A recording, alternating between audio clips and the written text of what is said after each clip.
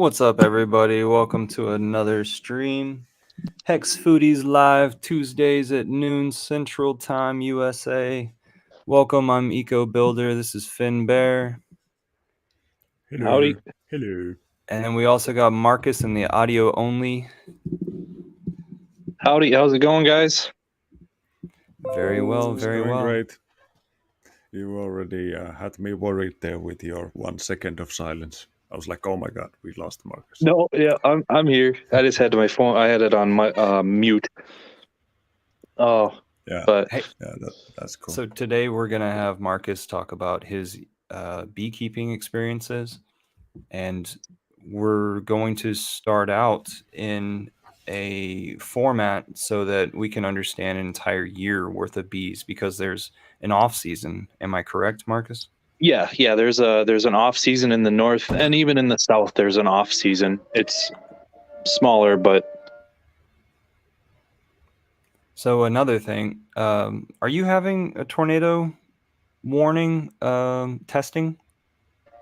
noon whistle. Yeah, we've got those too. We don't. It'll go off here in a second. Sorry. Yeah, that's cool. No, it's fun. Yeah, never been in a tornado before, or even a test for a warning of a tornado. This is very exotic to me, guys. What's up, Facing Reality, Hex on Air, J-Soul, Turin? Welcome. We were in the back room talking a little bit about current events. Oh man, I was supposed to bring my favorite forks to display because I was like, I'm sure I could find 4 different kinds of forks, and I could like, these are my favorite forks. Just to get like a nice thumbnail for the video. My mom's got a collection of spoons from her mother that she doesn't care about, but too bad they're not forks. Yeah. But now she's stuck with the spoons forever. So Marcus says because they're from her mom. Marcus says that he's got a phone call now. So he'll join us here in a second, and what we'll do is go through the Telegram. I'm back. chat. It must have been an emergency call that they had that they were calling out, like EMS or fire department. That was what that whistle was. Oh, okay. Because it's 1:15, so it's not the noon whistle, I guess. But no. What do you think we should start with? A video or a photo? I'll give I just want to give a quick overview of the season. I would like to get to the photos a little bit later, because those are kind of in like the middle of the year. But basically in the northern Midwest, I live in Wisconsin, so we start May or April, May, somewhere in there. And more or less people get bees every year typically, or you get your own, you have your own. And that's always a big thing for people, is trying to keep them alive. That's always the deal. Like last year I had bees that made it all the way through winter, and they petered out towards the end of the beginning of spring. And for whatever reason, it is what it is, but bees are a huge expense in the industry, and unfortunately, it's taken. I'm not saying taken advantage of, but it's taken. It's how people It's how people in the South make a decent amount of money with bees, is they sell them. Aside from pollination services and stuff like that, because I had worked with a person before who he did pollination services. And that would be a terrible headache. I don't think I'd want to do that. It's tough on them. You're moving them around, and it's not what they're made for, But yeah, and usually doesn't that decimate your hives? So if you go in with like 1,000 hives, like 800 come out alive. Yeah, a lot of times, yeah. Like if you ever get to watch Michael Palmer, he talks about he's in Vermont which is Yeah, about the same I'm a latitude big as where fan of I am. his. Yeah. Yeah, he's about the same latitude as me. And he basically says, with blueberries, they pollinate blueberries. And he says, every year you will have, 30% of your hives get EFB, which is European foul brood. It's I don't know if it's fungal or if it's bacterial, but it more or less kills your hive and it spreads to everybody else too. So I'm Yeah. not a big fan of the whole pollination thing. I understand the reasoning behind it. A lot of your food crops require it, but you don't have. It's tough on them. You got to think like. Yeah. I think it's like 80% of all the bees in the United States go to California every January Now for the almonds, for is the it almonds, and they do oranges? peppers Yeah. and yeah, all that stuff down there that they do that apples. But you got to think, Yeah. if you imagine moving 80% of all the chickens in the United States to a 200 square mile area and Yeah. then moving them all back home, what would you have? You would have you're picking up whatever else somebody else had across the country and taking it back home. Yeah, and like if there was a living to be made being a pollinator in that area, like all year around, it would be easier for the local species to take care Yeah, of the pollination. But there's so many of the pollinating insects are absolutely dying that it's like I remember as a kid when we just drove off to grandparents, which is like 100 miles roughly. The windows were so full of dead bugs by every journey that you'd have to wash the windows before you set off back. And now you can drive for the whole summer without having to, scrape out any, big surprises from under the it, wipers. it is the same way where I live as well. I remember when I was a kid, you would go through and a lot of most of the time when you stopped for gas, you would wash your windows off Yeah, because your windshield would be covered with bugs. yeah, And now I washed my window for the first time at the end of the summer. yeah, yeah. My windshield, I washed it for the first time at the Yeah. end of the summer because there was no bugs on It's it. it's like if you have a mate who drives a moped, and he's extra happy because when he smiles, he's got like bugs in his teeth. Yeah, it Not is anymore. unfortunate. That was the The case before. the agricultural practices have really, really decimated the insect populations in general, and I don't think it's just America. I think it's all over the world It that, is, that yeah, it's really happening. yeah. And So what are we looking at here? In those would be that would be cells, larva. and you can see larva and pupa in there. Maybe you can see pupa. Either way, those are healthy. They're sitting in a puddle of what's called royal jelly, so they're well fed, is what that means. Like you can see when a colony is not well fed, they won't have as much resources to allot to the brood, so then the brood will be weaker, and those bees when they grow up they'll be weaker when they come out, and so on and so forth. It's just Yeah. it's kind of a spiral that you get into. So that is one thing I learned when I first started. I didn't realize the importance of a solid nutrition plan. They're if you think about bees, you just think of them like cattle. I don't know if anybody else has ever farmed cattle before, but if you're not feeding them right, they won't grow, they won't produce for you, and that's the way it works. But yeah, they're those are pretty healthy bees. That was after a mite treatment, and I've got a few frames of brood I had posted where it's solid. The queen had laid the full entire frame. It's completely covered, and they call that sheets of brood is what we call that. But it's a Yeah. wonderful sight to see when you get to see that type of stuff. It's reassuring. The But queen is pumping out like maximum gains. yeah, because when you do those treatments for them, oftentimes the treatments are rough on them in the beginning. They're because I use primarily, I don't use synthetics anymore. I used to use a product called Apivar, Well, I didn't. I used an off-label product, but it's the same thing that's in Apivar, and that wasn't as rough on them. But the Amatraz will leave metabolites and stuff like that in the wax, and it's not as Oh bad yeah, as some other stuff. But over time, it builds up. That comb that yeah, you see right there is pretty dark. That's fairly old. It's probably 5 or 6 years old.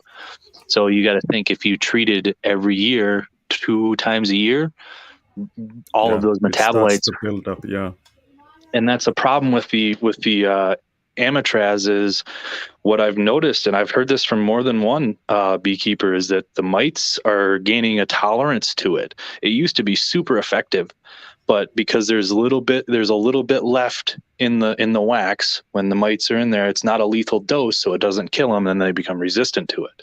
yeah, So yeah.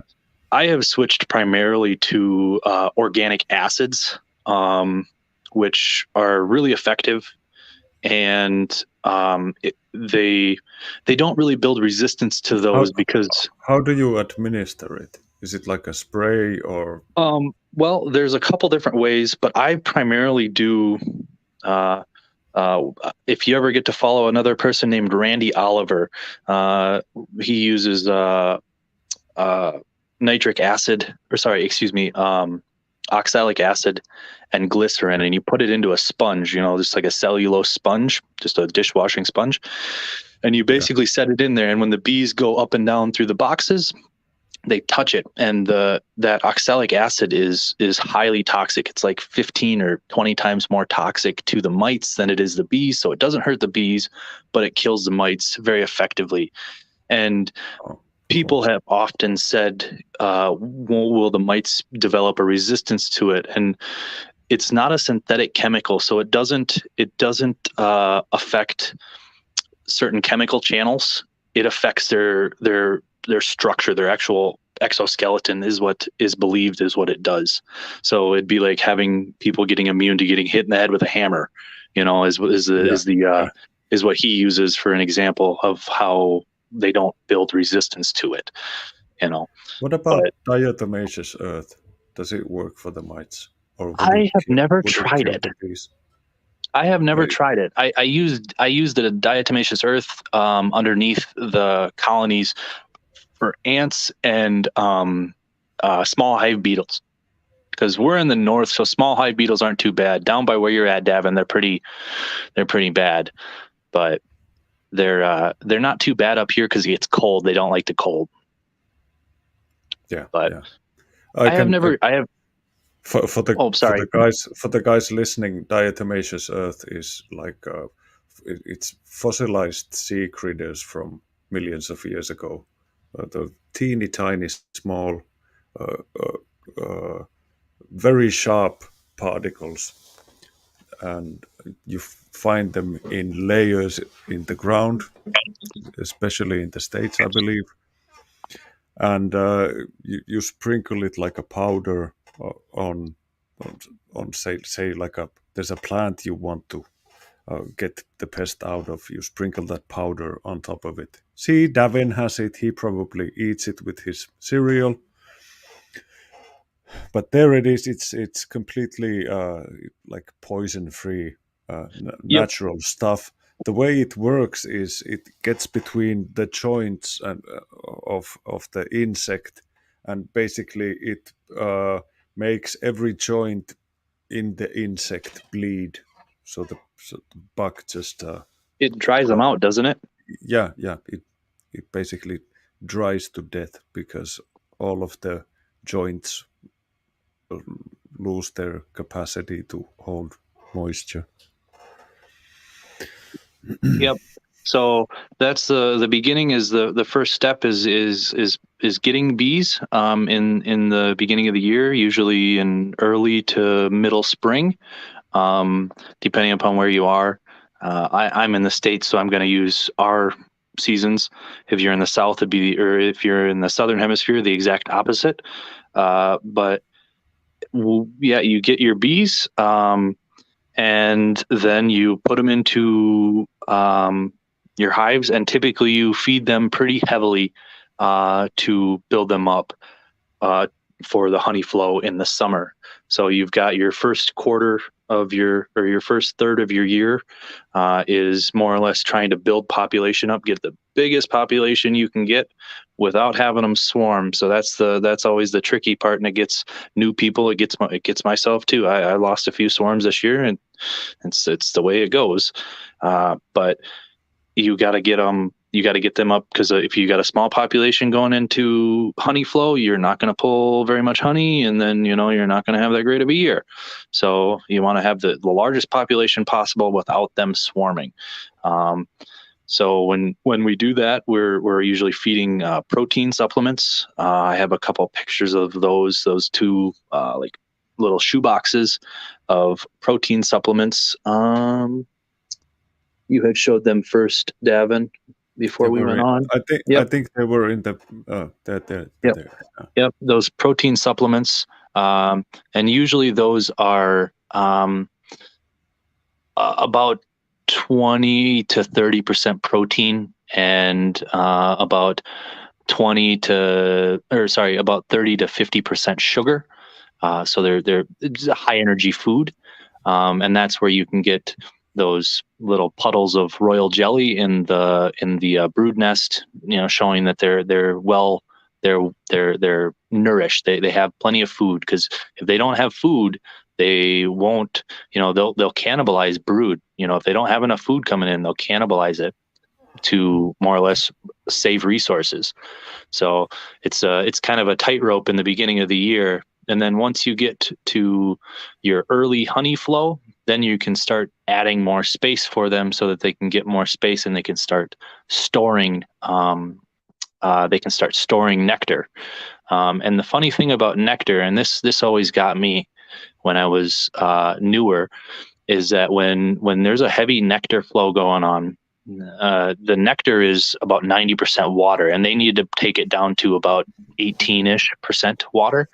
So they bring in the nectar, and the foragers will come in, and the receiver bees, the bees that basically pick up the nectar from the foragers, will go ahead and they'll put it right in the brood nest. And it looks terrible when you're looking in there, because it looks like they're packing their brood nest full of nectar and they're not laying eggs. But what they'll end up doing is, in the afternoon or evening, they'll move that nectar up top. They'll move it up above the brood nest. So it's kind of fun to watch that, when you can see it if you looked at one in the morning, in the early afternoon, and then you looked at them in the next morning. They'll have all of that nectar pulled out of the brood nest, and they'll pull it up top so that they can start drying it down. They're really interesting little creatures. They have a pretty structured society about how they go about things. Everybody has a job and everybody has a task. And if you're not doing your part, you're getting kicked out, pretty much is how it works. It's starting to cool down up here, but I don't have any pictures of the drones being carried out, but they're pulling them out because it's getting cold, and they don't need the drones for the winter. Yeah, no, the drones serve one purpose, and the only purpose is you go out and mate with a queen, and if you missed your chance during the summertime, yep, you're just there. You're just a body we got to feed. So get the heck out. That's how it works. And the sisters ain't having it. Yeah, it is. It's actually kind of interesting, because I've seen it before, and I didn't know. This is when I was newer. I didn't know what was happening. I seen bees. There would be like 4 or 5 bees pulling a drone out of the hive, and I couldn't figure out what was going on. And then I read a little bit into it, and that makes sense, But so then you get up into the early summer. A little before July, typically that's our max, where we're getting a lot of stuff is coming into bloom. Your maples are done blooming, your dandelions are done blooming, and there are quite a few other clovers and stuff like that start blooming in that early to midsummer. And that's one of those deals where because they need both the protein from the pollen, and they need the nectar, which is the carbohydrates for them. And I'm going to get a scale next year. I don't have a scale, but I'm going to see about weighing some hives, because I remember I had one, and I had a hive that would put on, almost 30 pounds in a day. of nectar. Wow. Now, granted, that'll dry down into 3 pounds, 4 pounds of honey, but if they can put on that much, and then they're going to evacuate all that water out in over the course of a few weeks to a Yeah. month.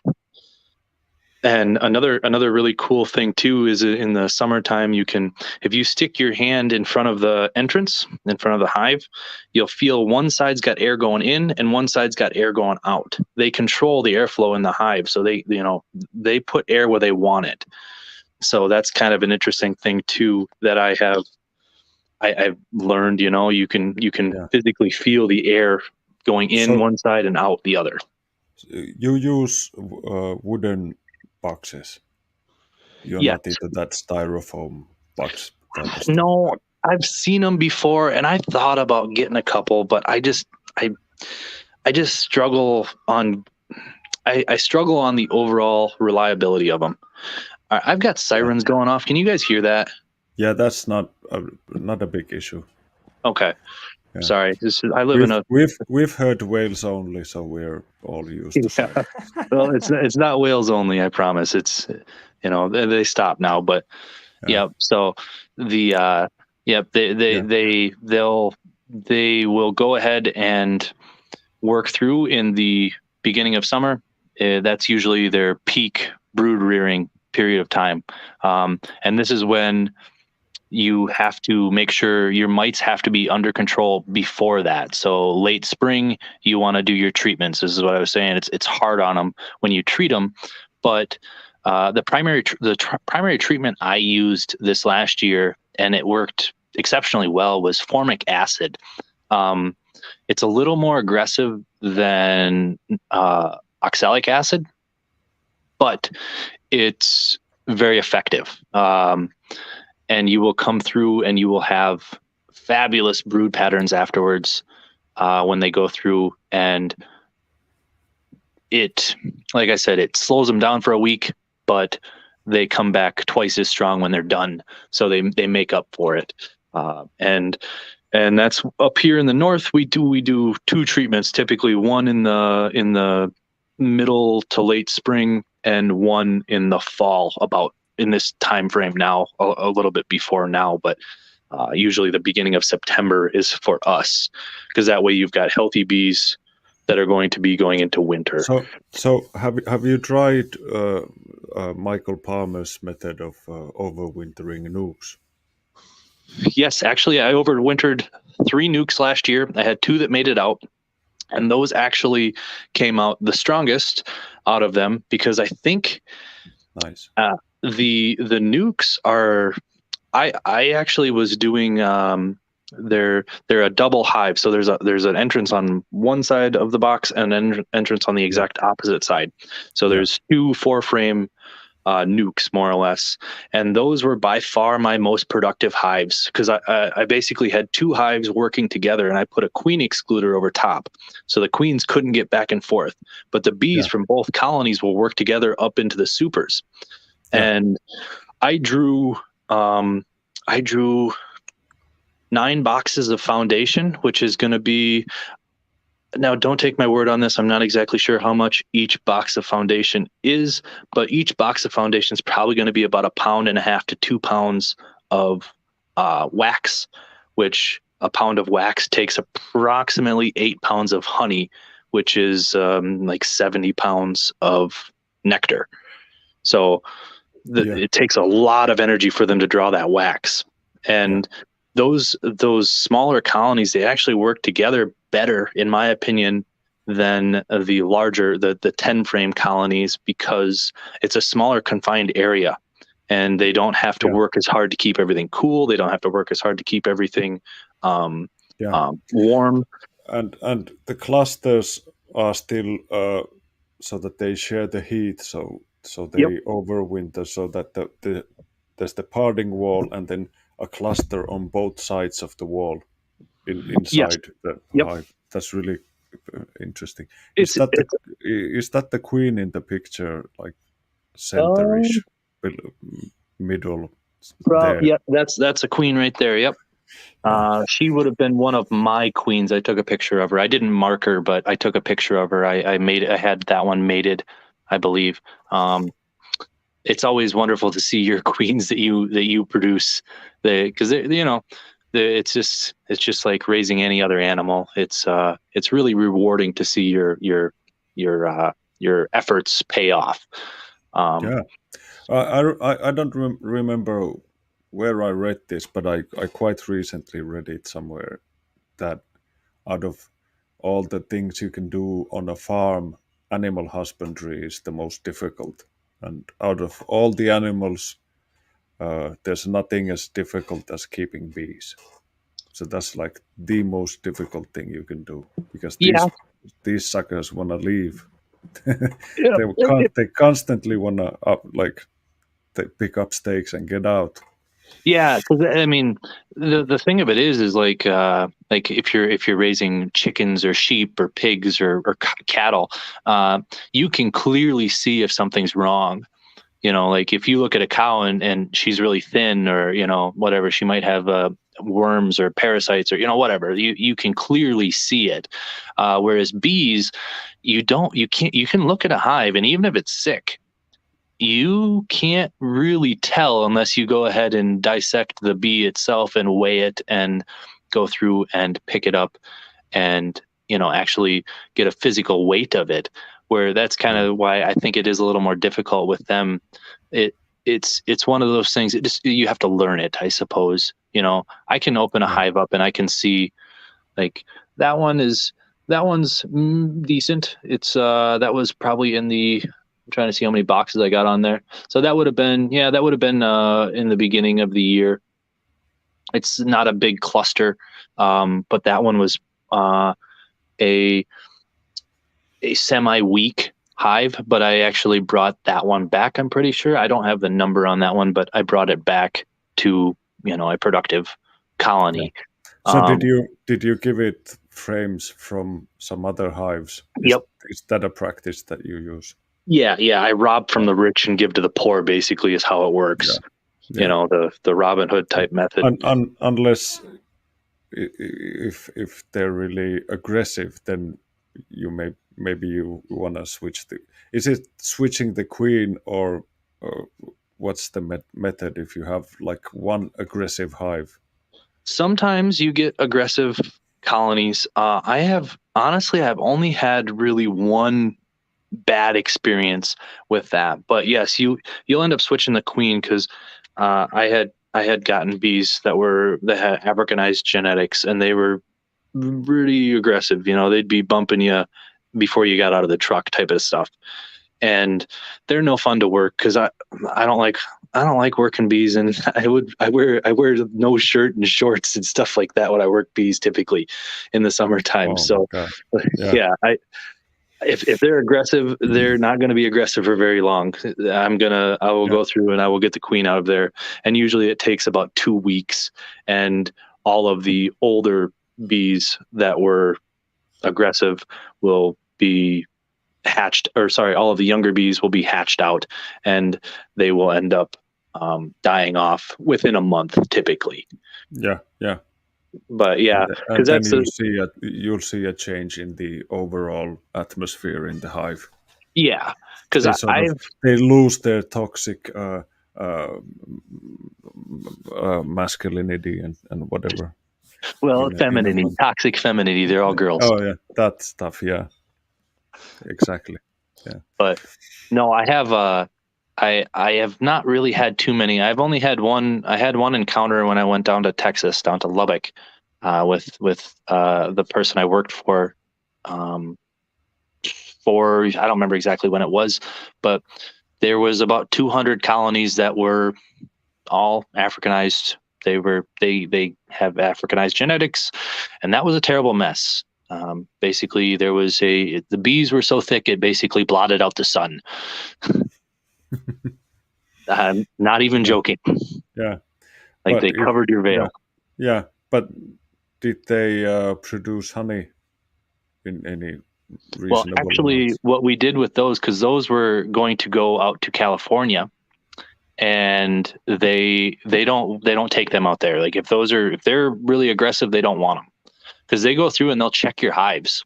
So they'll go through and, like, if you've got a tractor trailer, they'll go through and pop, 10 or 20 colonies open and check them to see the overall quality, because you get paid by the frames of bees. So if I don't remember exactly, I think it's like $20 a frame is what they were paying.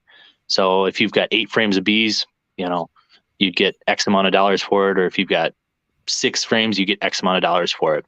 So they pay based on strength. But if they're popping the hives open and they're getting, heavily engaged, they will not take them. You'll have to take them back. So when you do that, what we did was we basically took all the bees out, shook them into a box with a queen excluder on the bottom of it, and the queens can't get through the excluder. You kill the queen, and then you put a new queen in there. And that's why you're basically dismantling the entire hive. So that's why I said there's bees that basically blot out the sun, because there was like, I don't remember how many it was like 200 or 250 hives that were that way. And that was an interesting experience. I remember Mark had said, make sure you're zipped up before you get out of the truck. And he wasn't lying. Yeah. Because as soon as you open the door, they were all over you. They were on the truck waiting to get in. But nasties. Yeah.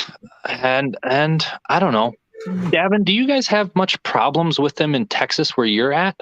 Because I know that in Texas, they have them in every county. There's Africanized genetics in every county.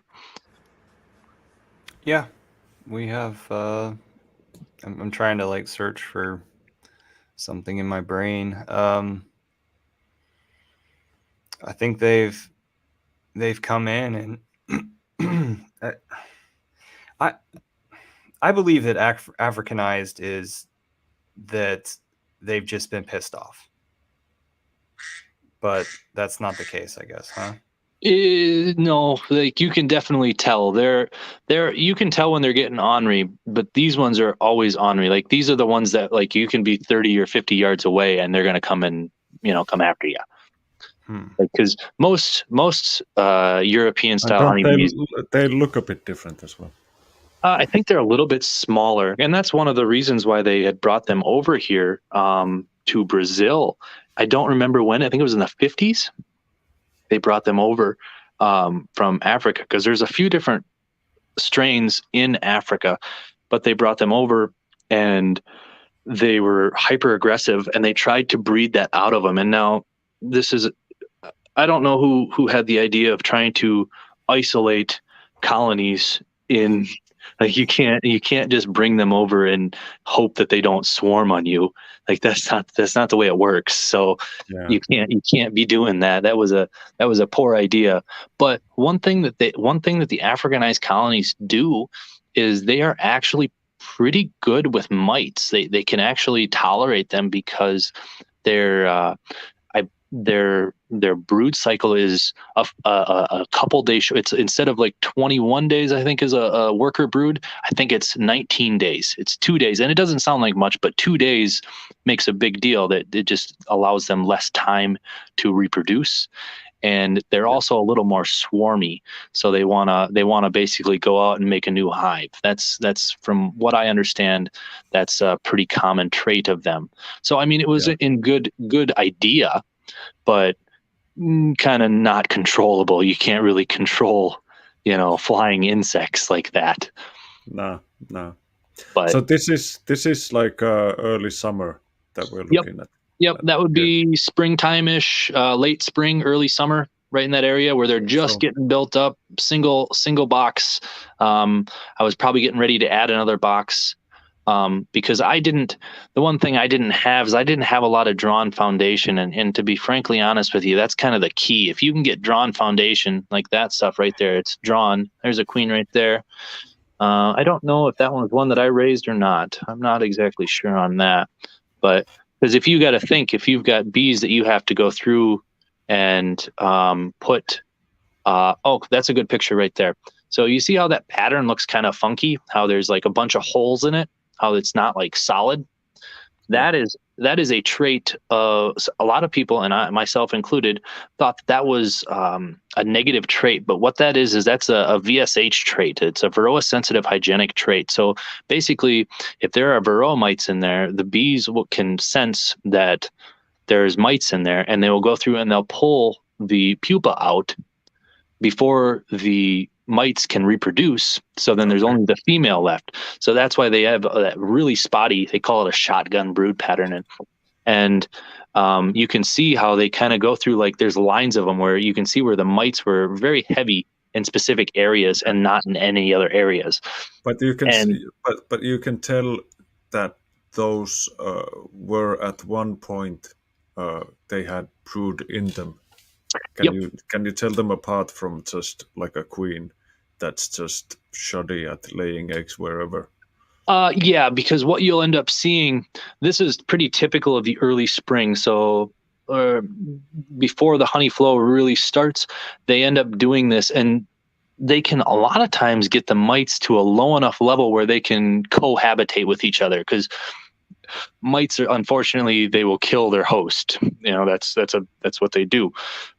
But with that, they end up pulling enough of them out that they lower the reproductive rate of the mite so that they can go ahead and cohabitate with each other. It's not going to get rid of them completely. And I'm not saying don't treat them, but it gets them to a low enough level that it's not causing, brood damage and stuff like that. I definitely think that I will use the VSH line again. I've used a few different lines of bees, but mine are basically just mutts. I don't really, I've got some actually really pretty black bees that I have seen that are coming out of my hives, and I can't tell where they're coming from, which ones they're coming from, but they're completely black, completely jet black. They don't have any stripes or nothing like that. I see them on the feeders. Ninja bees. Yeah.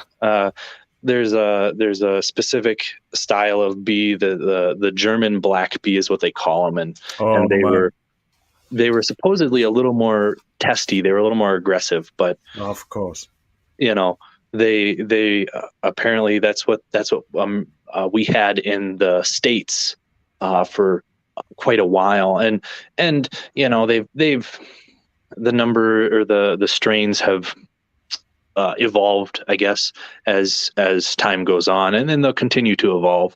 But realistically, mutts are kind of what I run. I don't have, I'm not artificially inseminating queens or anything like that, so I'm not doing anything like that to be able to say, okay, well, this is this lineage, and I know it's this lineage because she was mated from this drone, which is from this lineage here. So yeah. Because that's the thing about queens, is they'll mate up to 20 times. I don't know if anybody really knows the answer, but they'll mate. So that means that they're not all genetically the same, even though they come from the same queen. Yes, they're 50% the same. So they've got the same mother, but they've got different fathers. And this is the other thing. Bee genetics is kind of a crazy topic to think about, but the queen. I was gonna say, so they're much like Puerto Ricans in that sense. Yeah, the genetics aspect of it is really cool, and unfortunately, I'm not really that big on. I don't know much about genetics, but it is a really interesting thing to investigate and to learn about, because certain bees, like your Italian genetics, they basically lay brood, because this is what most of the pollinators use, because they build up really big and really fast, and they overwinter really big, but they struggle. It's like a scale. If you add weight to one side, it's going to reduce the other side. It's going to raise the other side up. So you've got high brood production, but you might have low tolerance to mites, or low tolerance to nutritional deficiencies. That's really the biggest thing. Like over here, they have to survive at least 3 months where they can't go for a cleansing flight, because it's -10 up all the time. Yep, and that's similar to what we got. Maybe it's from basically December till February-ish, where it's cold. It's too Oh, cold to it's go out and yeah. fly. It's over here. It's like late October to Yep, and there you can see my messy garage where I was painting boxes maybe and early stuff May. like that. Yep, I got all my painting done and whatnot, and I went through. There's some frames in the background there. This is the beginning of the year, so Does this is does the that can we see a parting wall in the box there? So is that one of those brood hives? yeah. Not over there in the No, middle that are left, painted yeah, in the white. middle. There, Yep, that that one. one Yeah. right there. Yeah, so So there's 4 frames that go on each side of that. So there will be 2 queens in there. yeah, So there's 2 yeah, queens in that box. And yeah, basically you just put a queen excluder over the top of it so they can't, because the queens will fight if they can get to each other. But if they can't get to each other, they won't fight.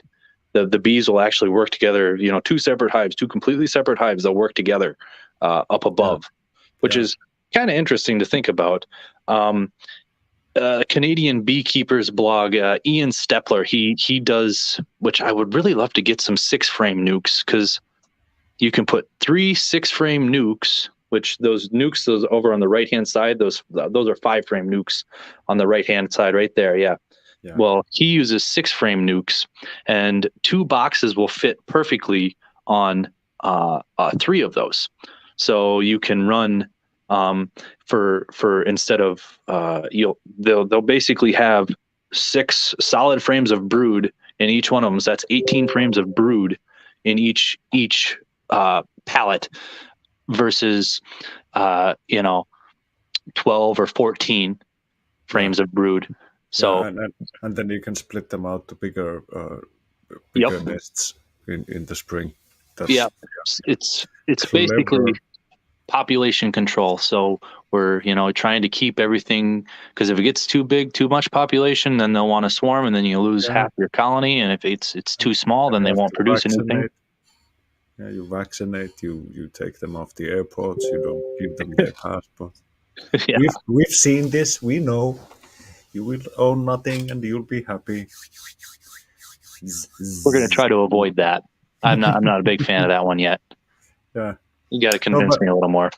yeah, but we know how it works for the bees. Yep. Yeah. I don't know. They're an interesting insect. I really As an insurance guy, let me tell you what I'm looking at here. I'm looking at a future claims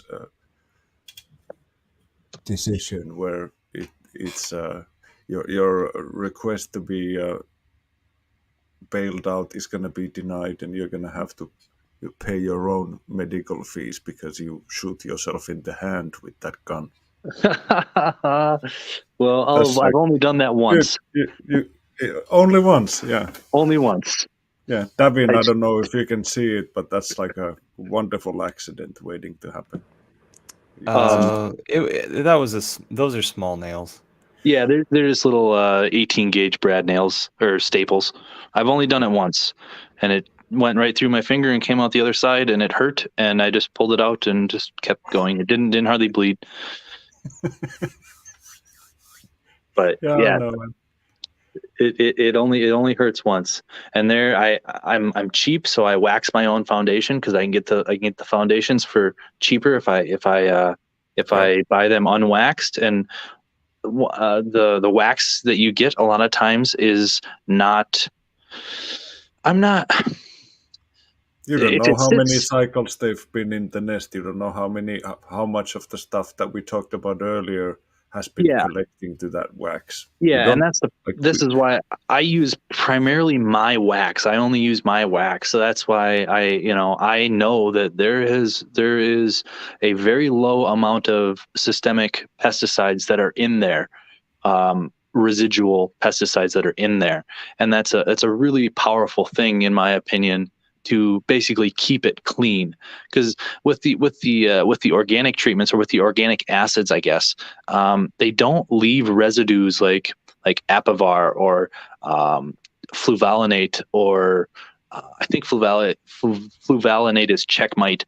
That was a it worked fabulously for 5 years, and after that, it basically left a residual residue in the comb, and the mites basically became immune to it within a very short period of time. It didn't take very long.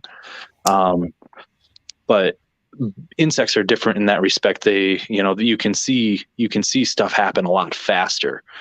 But I definitely, like I told Davin before, I'm kind of cheap. I'll always try and figure out a way to make it a little bit cheaper if I can, even if it's only a few dollars here and there. But I don't think that mentality will ever leave me. All beekeepers are like that. It all adds up, man. One thing I actually did, one thing one of my friends did, he makes swarm traps out of like computer boxes. He'll make a swarm trap out of a computer box. It's just a computer box. You duct tape the outside and cut a 1.5, 2-inch hole in the bottom of it or in the side of it, and just set it out. You're going to throw it away anyway, so what's the difference? You might, if you can catch a swarm of bees out of it, you might as well. I'm gonna have to try and catch a couple of swarms. If you can find a beekeeper, get some old comb. It doesn't matter what it looks like. It smells like bees. Because that's if there's nothing in there, it doesn't smell like bees, and they don't like it as much. What about that lemongrass oil or something? I think some people have used it, yeah. And it smells pretty much the same as the what's it called, like the homing hormone that they secrete. Yeah, the queen mandibular pheromone, I think, is what you're referring to. That it's an attractant, so it basically goes through. See those sponges there? Those are the oxalic acid sponges, and that white package right there to the left, right to the right of the smoker, that's a formic acid package. So those are formic acid right there, and the oxalic acid sponges are on the right. So the sponges are actually really cheap. It doesn't cost hardly anything to treat the hives, and I had pretty good success this year with them, and I'm going to use them again next year. Now, I am using them off-label. The FDA, or I don't know if it's the FDA or EPA, has not agreed that this is acceptable treatment, but from many tests that have been done, they do not find residues of oxalic acid any higher than what is normal or natural. But those sponges on the right hand side there, they're like a slow release, so it goes over. It'll be over like a 40-day period. So they're basically rubbing up against them, and it's basically slowing the mites down little by little, eating away at them a little bit by little bit. And that's an effective treatment.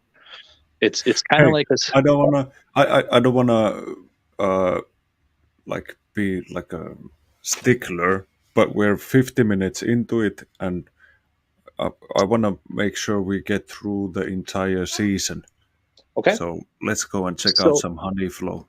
Yep, and then that's the next part will be, so that's in the springtime, that's in the early spring. I'm feeding there. But I have a few photos of honey extraction, and I think I had a photo of it would have been 2 months ago-ish, somewhere in there, where I had the honey that I was pouring out of the bucket into a glass. But either way, I think it was a video. Yep. So there's the honey extractor. So it'd be somewhere in this area where I had it. Yep, I just washed that. But that was the honey haul, I'm pretty sure. That one. But nonetheless, I'll let Davin search for it here. The numbers of colonies you get determines how much honey you get typically. And if they're healthy colonies, this is the thing to look at. One healthy colony will produce more than 2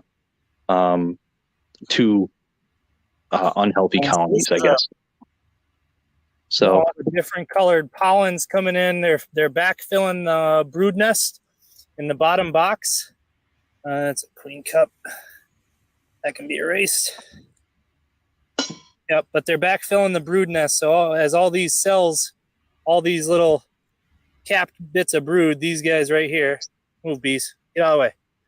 All of these will hatch out in a number of days, and she is backfilling all of the cells up, or they are backfilling all of the cells up with pollen for next spring. Yep. So when you get to about July, August, that's about your max honey flow in the northern Midwest. They have once it starts cooling down, they have trouble drying it down. But so that would be a little after where we're at right now. And then you go through, and after you pull the honey off, you treat and basically feed. And that's where you more or less give them as much as they can take. And I had them take, they were taking, they would pull a gallon of 2-to-1 sugar syrup, which is, so gallons, I'm going to use. That's 4 liters.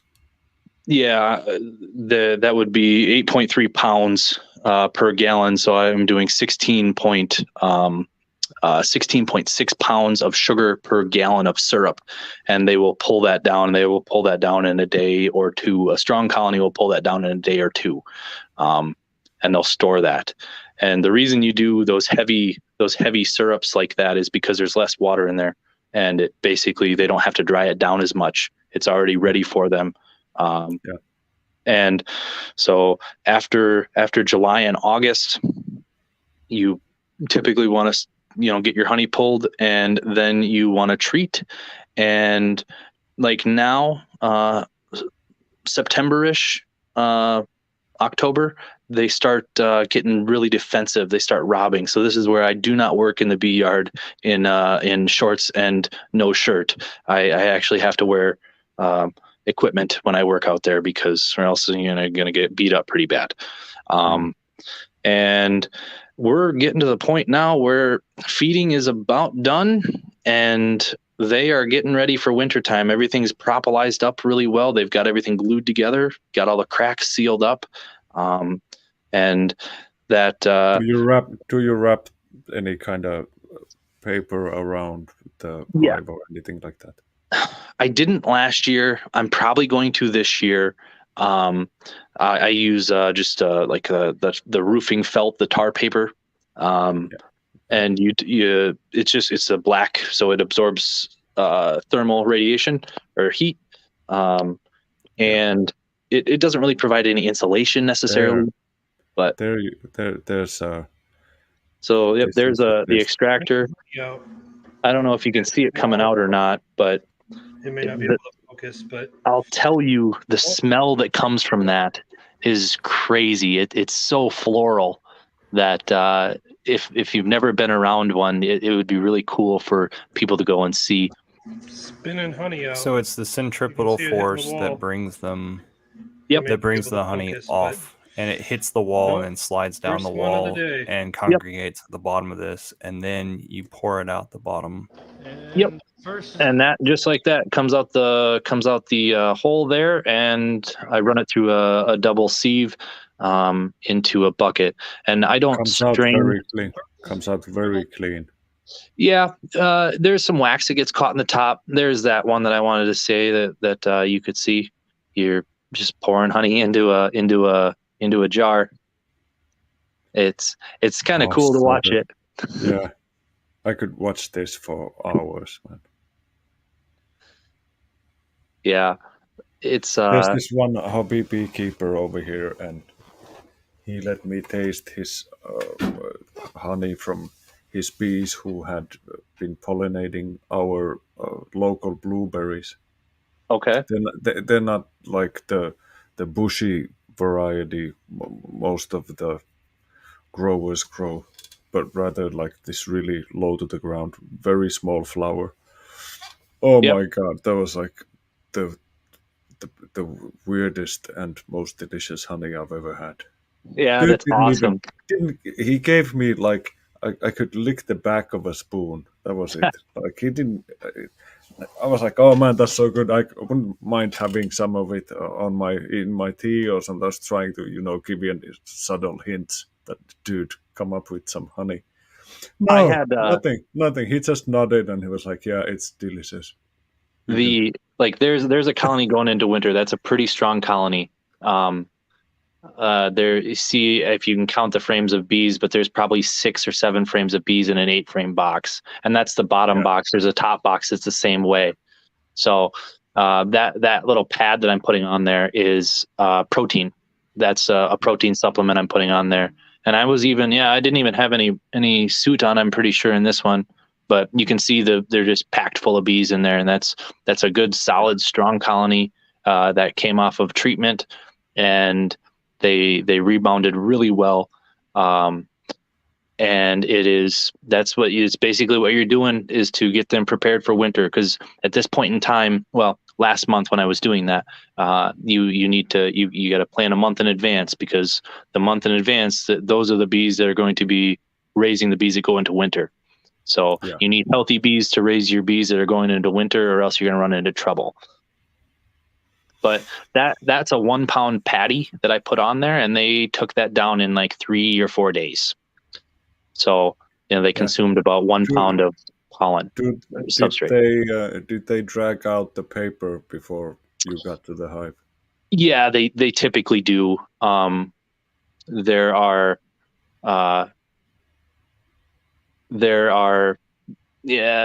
just basically cut it up into little pieces. I use parchment paper, but it does nothing to them. But that's a full frame of brood. Like that's what I was talking about, and this is in the fall. So this is in the fall, but it's basically a full frame of capped brood. It's a beautiful sight to any beekeeper who knows what they're looking at. To a lot of people, you wouldn't know what you're seeing.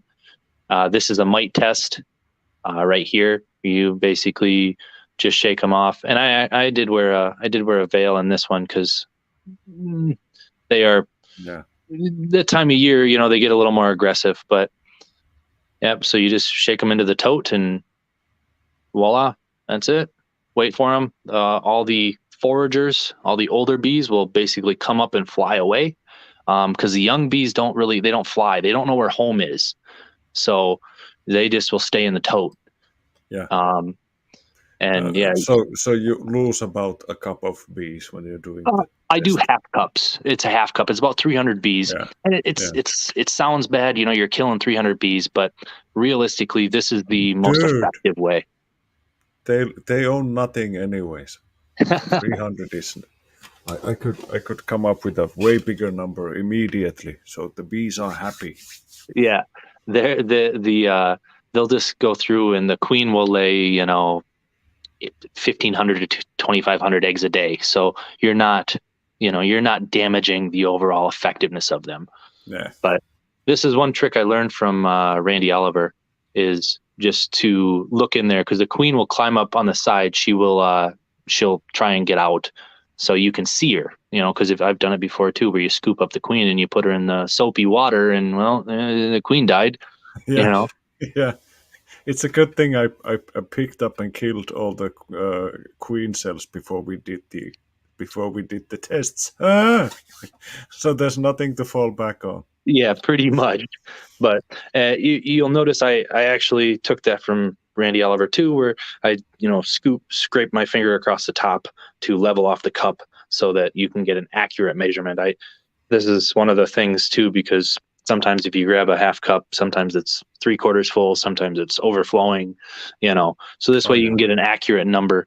Because I averaged 2.2 mites, I believe, which is 3 mites is 1%, so it's less than 1%. And when you get over 2% in a colony, then it becomes troublesome. Then you get virus problems, and they just look sick. They don't look sick, but they are sick, basically. I don't. I never used to treat. I never used to, my earlier years, but I've come to the realization that buying bees stinks, and it's a lot cheaper just to treat them and keep them healthy versus having to buy them at the beginning of the year. Because when have you tried like rearing your own queens? Oh yeah, Like, of course. I do that quite a bit. Growing like 40 queens. This little nuke, that little nuke that I dumped the bees back in right there, that one I had pulled 8 or 9 queens out of, Nice. and made splits. I didn't make splits out of it. I pulled the cells out, basically is all I did, and put them into other colonies that needed, the queen was failing or she wasn't doing well. But that's those little nukes are what's basically keep the operation going. Oh, there was a day I moved the feeder on them. They don't know where the feed's at, so, and that's that little container there, that pressure cooker. I cook my syrup in. This is like the bee world version of a rug pull. Yeah. Basically, they're like, where the feed was just here. Where's it at? Yeah, it's just here, guys. It's coming tomorrow. Feed version 2.0. Yeah, but I've heard rumors from China. Yeah, that's basically the world of a year in a northern United States beekeeper. Spring treat, get them ready, feed. Summertime, July, August, harvest, and treat again after that.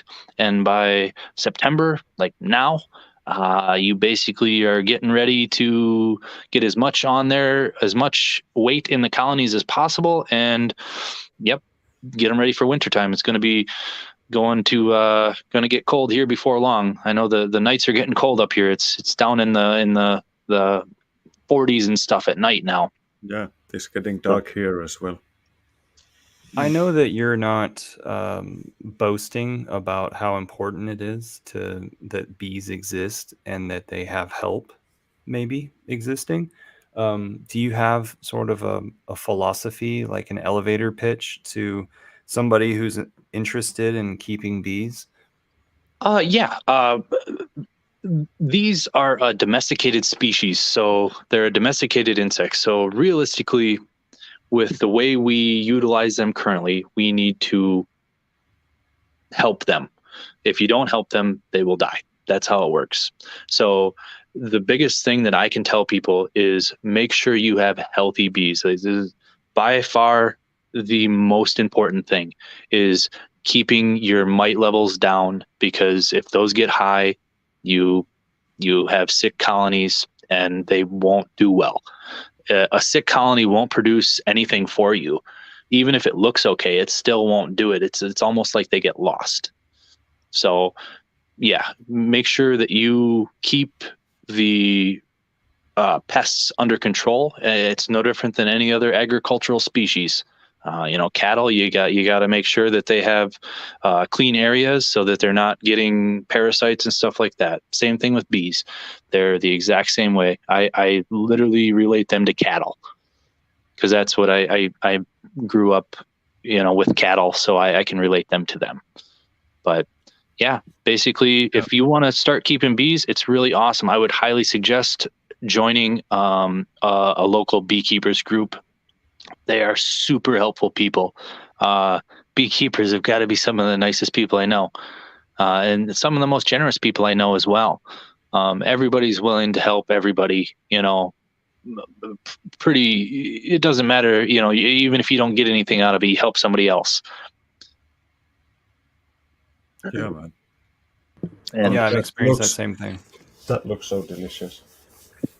I'm telling you, Finbear, you would love the smell of it. That smells like alfalfa. Like my honey this year tastes like alfalfa. It's got a really floral, like light aroma that smells like you just cut hay. Oh man, but that looks so sweet. Hey. I can send you a little. I'll send you a couple ounces of it if you want. He doesn't give out his address. I do. Shut up. I do for honey. I won't share your address with anybody. I'll send you a few. I do for honey. Let's be in talks over Telegram. Yeah. Absolutely. Yeah, just DM me and I'll send you some. I'll send you some as well, Davin. Cool. I would Um, love some. Nice. one Hey, other it's, thing I am Yeah, go on. one other thing I'm working on here. I'll do the last couple minutes. Is I'm working on like skincare products that I use my wax in. That have been a real hit up in my area, and when I get them. When I get actual production, because it's not quite winter time yet, so people aren't buying that type of stuff. I'll send you guys some lip balms and lotions and stuff like that as well. Oh, that's super nice, man. A friend of mine down the Looking street forward to it. had 2 different locations where he put bees in the hill country area, and he made the best bee balm lip balm stuff that I've ever had. So I'm totally looking forward to acquiring this stuff. I will. Yeah, I'll send you a little gift pack, because I love to spread the word. Lovely. Oh, for sure. And okay, guys, I'm gonna have to hop out. I gotta go and put the kids to bed. Almost said put the kids to sleep, but I think I'm gonna let them live for the night. Marcus, how about you sign us off? well, I'm still waiting on Pulse, so whenever that decides to roll around, I'm just gonna wait on that, and we're gonna plan for next spring and get everything taken care of, and hopefully we can have another successful year next year. I hope that it's a bright future ahead. Yes. Thanks for being with us, everyone. Till next week. Thanks, guys. Bye. Bye.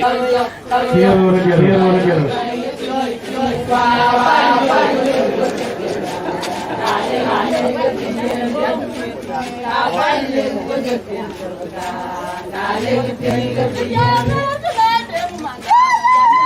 kênh Ghiền Mì Gõ để không bỏ lỡ những video